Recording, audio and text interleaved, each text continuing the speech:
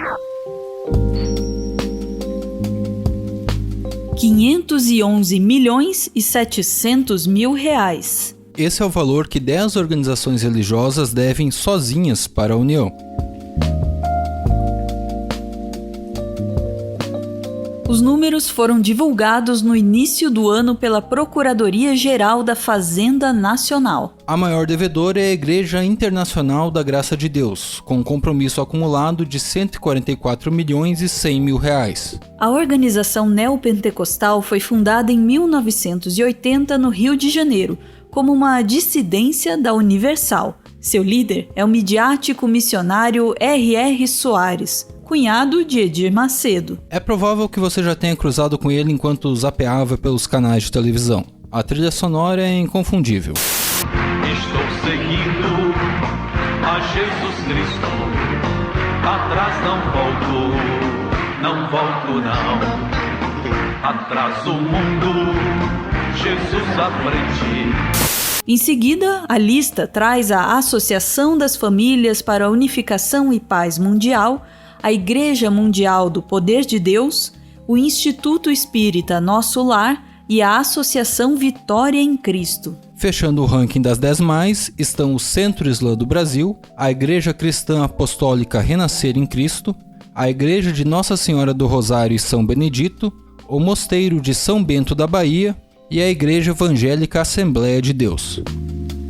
Entidades religiosas desfrutam de imunidade tributária. A Constituição proíbe que União, Estados e municípios cobrem dessas organizações impostos sobre propriedade, renda e serviços. Elas não pagam IPTU ou IPVA, nem imposto de renda sobre as doações recebidas. A venda de artefatos religiosos como bíblias e velas também não é tributada. Mesmo assim, igrejas acumulam dívidas milionárias. Pelo menos 36 delas devem mais de R$1 milhão ao Executivo Federal.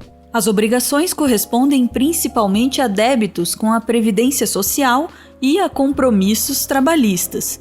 E isso sem contar o passivo tributário de empresas ligadas a elas. A Igreja Mundial do Poder de Deus, por exemplo, é a terceira no ranking das devedoras, com R$86 milhões acumulados. Ela foi fundada em 1998 pelo autodeclarado apóstolo Valdemiro Santiago, que mantém ainda mais dívidas com o fisco. A TV Rede Mundial, de propriedade dele, deve R$6.100.000 em impostos. Você vai investir. Tem gente que pode investir 5 mil, 2 mil, 1.000, 500, 200, 100, 50. Todo mundo vai investir. Nós vamos tomar posse. Você já vai tomando posse aí, os de casa vão tomando posse, vão investir.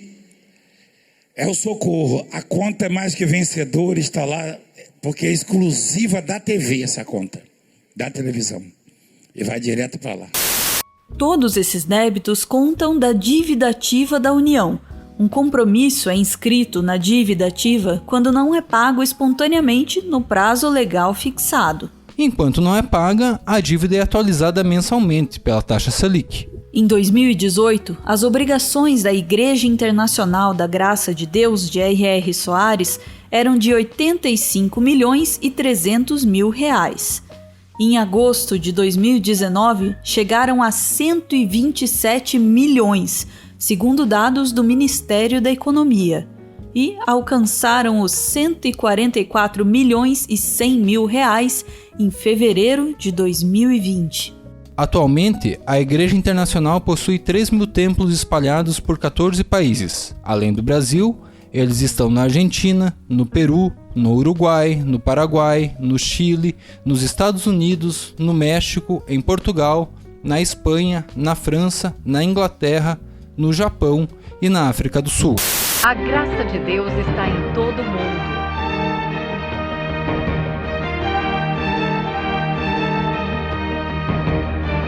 Todos os dias, milhões de pessoas ouvem a palavra de Deus e testemunham grandes milagres, curas e libertações.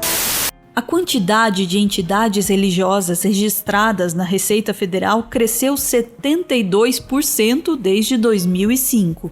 Naquele ano, elas eram 14.539. caíram para 10.965 em 2006, então subiram ano a ano até chegar a 20.572 em 2014. Em 2018, totalizaram 25.022. A arrecadação também subiu. Em 10 anos, ela se expandiu 38%. Em 2008, ela era de 506 milhões de reais. Caiu por 2 anos consecutivos, até 2010, quando atingiu 465 milhões. A partir daí, cresceu e alcançou os 605 milhões em 2017. Em 2018, deu um vigoroso salto, 701 milhões de reais. Ironia das ironias, boa parte dessa renda hoje vem de transferências do próprio governo, para o qual as igrejas devem. Em 2019, a União dispensou muitos recursos para financiar as chamadas comunidades terapêuticas, administradas por entidades religiosas que dizem tratar usuários de álcool e drogas. Foram 153 milhões e 700 mil reais. Mais que o triplo dos repasses feitos em 2018, de 46 milhões e 100 mil reais. Esse dinheiro custeou 496 desses centros, ou 25% das comunidades terapêuticas existentes no país. Ao todo, elas são 2.000, de acordo com o IPEA, o Instituto de Pesquisa Econômica Aplicada. O valor transferido a esses grupos em 2019 foi quase o mesmo que bancou o funcionamento dos CAPs, os Centros de Atenção Psicossocial, especializados em saúde mental.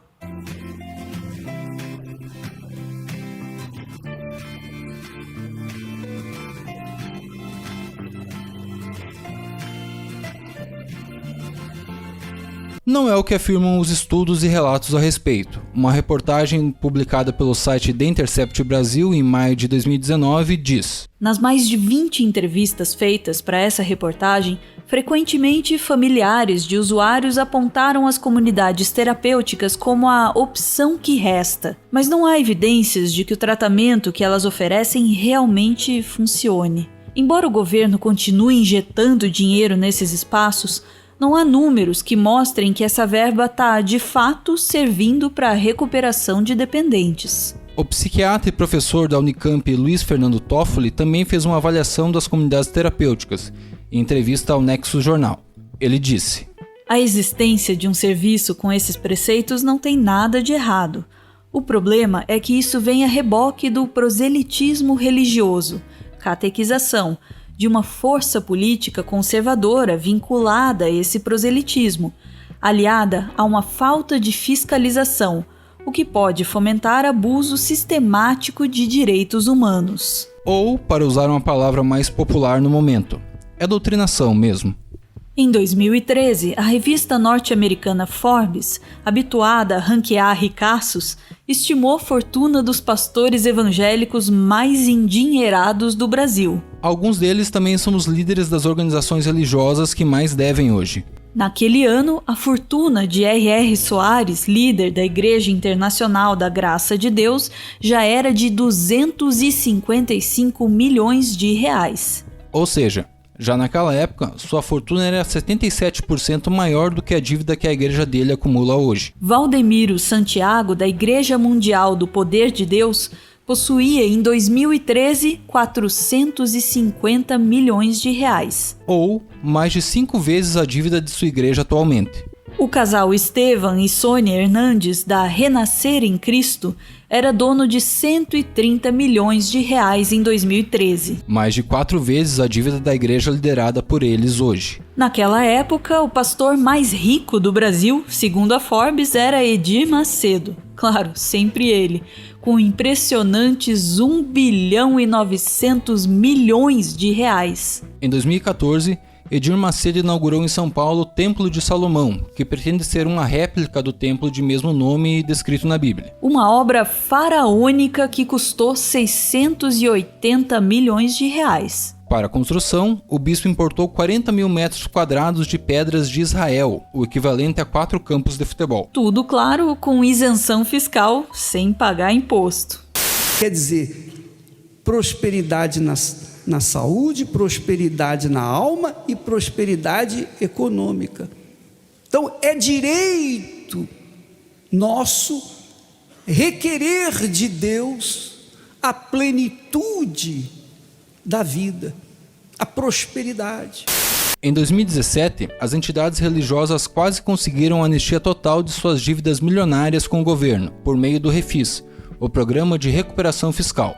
A medida acabou derrubada pelo Senado. Mas em 2019, Jair Bolsonaro flexibilizou a prestação de contas dessas organizações, o que favorece fraudes. E no início de 2020, o presidente pensou até mesmo em subsidiar as contas de luz dos templos religiosos. O pedido tinha sido feito pelo deputado Sóstenes Cavalcante, do DEM do Rio de Janeiro, que é membro da Igreja Evangélica Assembleia de Deus.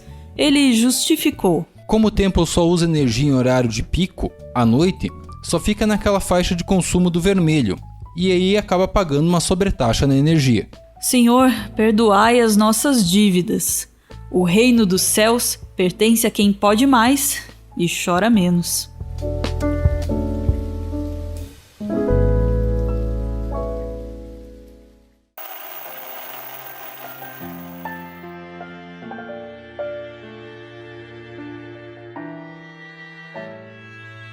Muito obrigada por ver esse vídeo até o final. O Meteoro é mantido graças a uma campanha de financiamento coletivo. Quem participa ouve o nosso podcast exclusivo e aparece aqui no finalzinho, que é para receber o nosso agradecimento. Hoje a gente agradece ao Mola Feia, esse cachorro que não é um pastor, mas que, como você pode ver aí, tem dinheiro.